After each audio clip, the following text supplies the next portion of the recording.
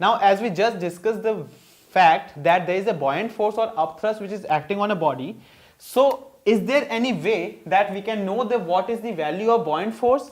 Yes, and that is given by Archimedes.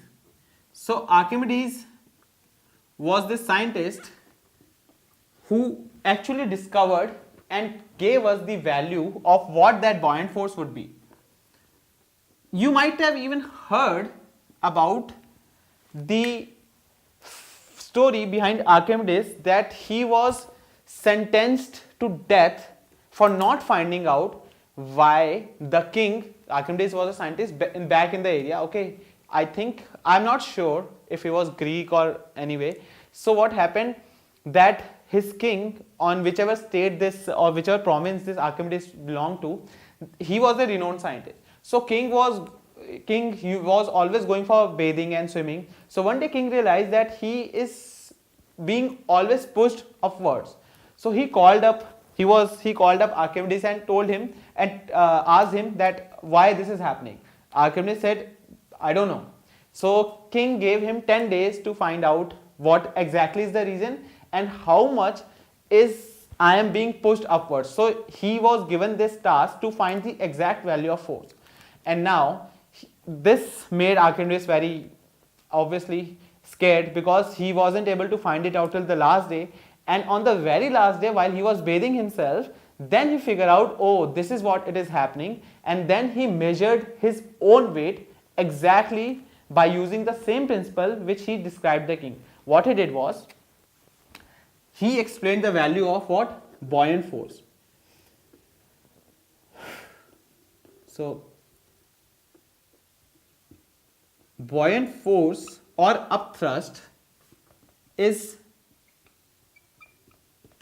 always equal to weight of the liquid displaced. This is what Archimedes' principle is, that when a body is submerged or when a body is immersed in a fluid, the body will experience an upward thrust which will be equal to weight of the liquid displaced. Let me give you an example and explain you how this thing works. Okay, I'm drawing the diagram here. I'll be doing the calculation here only. This is my liquid portion. Okay. What is the liquid density of liquid? I'm taking water for easiness. Okay. So water, what is the density of water? 1000 kg per meter cube. This is the density of water, 10 raised to the power 3 kg per meter cube. Okay. Now I have a cube. This cube has a side surface or the length equal to breadth equal to everything, which is 10 meter. Now if this portion of cube is completely immersed in water, it will displace fluid equal to how much? Equal to its own volume, right? So let's calculate the volume of the cube first. Volume would be L into B into H, or side cube, which is 10 into 10 into 10, which is 1000 meter cube. Now this is the volume of this body, and when the body is submerged into fluid, this body is going to displace an equal volume of fluid. That is true. So volume of fluid displaced is also 1000 meter cube. What is the mass of this volume? Mass is volume into density. How do we know that? Because that is our next topic, density. Density is mass per unit volume. That makes mass is equal to volume into density. Okay. So density is mass per unit volume. Mass is volume into density. Oh, I wrote it wrong. So we have volume into density. Right. Now the mass of the body is what? Volume into density. I have volume 10 raised to the power 3 into density 10 raised to the power 3, which is 10 raised to the power 6. Volume is, and density. Volume is meter cube. Density is kg per meter cube. So I'm getting this is 10 raised to the power 6 kg. This is the mass of what? This is the mass of fluid displaced, the liquid displaced. That means if you will get a simpler calculation if you will take the side to be 1 meter. I have taken it as 10 meter, right? So 10 raised to the power 6 kg is the mass of the fluid displaced. So what would be the weight of fluid displaced? Weight is m into g, that is 10 raised to the power 6 into 10, that is 10 raised to the power 7 Newton. So this is the weight of the fluid displaced, in this case water displaced, and this will be the amount of upthrust which will be acting on the body. Upthrust is the weight of the body. Now if I want to know if this body, suppose I have submerged this body, weight and upthrust. I know the value of upthrust, that it will be equal to 10 raised to power 7 newtons. Now will this body float or sink depends on what is the weight of the body. Let's say this is made up of, this cube is made up of mercury. Mercury has a density of 13.6 kg per meter cube. This is the density of mercury. I am giving you this numerical example to illustrate how these law of flotation work. So this is the density of mercury. Okay. Now if I have to calculate the mass, let me write the value of upthrust because so that I can rub it out. This is 10 raised to power 7 newtons. Okay. Now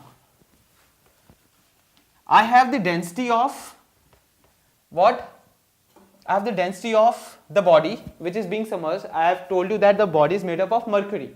Though mercury is what? It is liquid, but somehow consider that this liquid is freezed to form a solid, that shiny solid.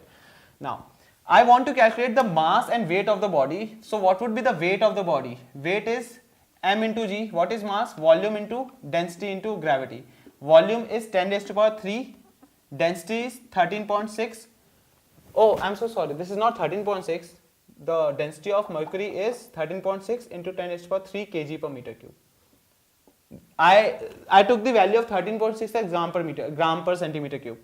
Now, not even that. 13.6 is just 13.6. Now, I'll tell you what I took. Now, 10 raised to power 3 into 13.6 into 10 raised to power 3 into gravity 10. So I'll get 13.6 into 10 raised to power 7 Newton. This is the weight of the body. 13.6 into 10 raised to power 7 newtons or kg meter per second square. So this much newtons. So which one is larger, weight or the upthrust? Weight of the body. And what would be the net force acting on the body in downward direction? It will be weight minus upthrust. I'll be taking 13.6. I'll be taking 10 raised to power 7 common. So I'll get 13.6 minus 1, which will be 12.6. So final weight in the downward direction would be 12.6 into 10 raised to power 7 newtons. So this is what Archimedes explained, that upthrust acting on a body is always equal to the weight of liquid displaced. And for the last topic of this chapter, which is called relative density, sometimes teachers pronounce it as relative density, sometimes they call it as relative density. Both are right, because sometimes it is in American English, sometimes it is in British English. Okay. Now, so we are talking about first of all density and then relative density. So what is density? You already have the idea of it. Density is mass per unit volume of the body. That is how compressed the body's molecule is being packed. That is what density is. Suppose this density of air. Suppose right now I am standing here and this room is filled with this oxygen, due to which I can move my hands freely. I am not finding any resistance. But let us say at right now, with the switch, some magic happens and this complete entire room is filled with water. Now I will have to apply some force in moving my hand, right? Because water's molecule is more densely packed. That is what density is. The densely packing of molecules or atoms of the constituent solid. So mass per unit volume is density, and the relative density is density is represented with this symbol, which is rho. So density of that substance, whichever relative density I am finding about, upon density of water. This is the formula of relative density. So density of anything divided by density of water. I'll take the example of mercury only so that I can explain what that 13.6 which I wrote was. Density of substance, let us calculate relative density of mercury. So relative density of mercury, or let me write it just Hg. So it will be density of mercury upon density of water. What is density of mercury? 13.6 into 10 raised to power 3 kg per meter cube upon density of water, which is 10 raised to power 3 kg per meter cube. So kg per meter cube cancels out. That is why relative density doesn't have any SI unit. and 10 raised to power 3 cancels out. So this is 13.6 is the value of relative density of mercury. That is what I wrote that time. So the concept of relative density is simple. Relative density is density of any substance divided by density of water into, not into, that you have to just consider that the density of water is 10 raised to power 3 at only 4 degrees Celsius. Water has an anomalous behavior. See, we are talking about density. Density is how densely packed molecules or atoms are. If I provide heat to liquid, these atoms and molecules will gain that heat energy and they will start running up. Okay, so that means their distance, the packing distance which was initially, is going to increase. So density is going to decrease, right? So everywhere the density of any substances decreases when it is heated, only except water. Water's density initially increases and then decreases, and water has maximum density at 4 degrees Celsius. So you will have to learn the same concept in higher classes. Better you just memorize it right now, that water's density is 10 raised to power 3 and it is maximum at 4 degrees Celsius. So that is all in this chapter. Thank you so much.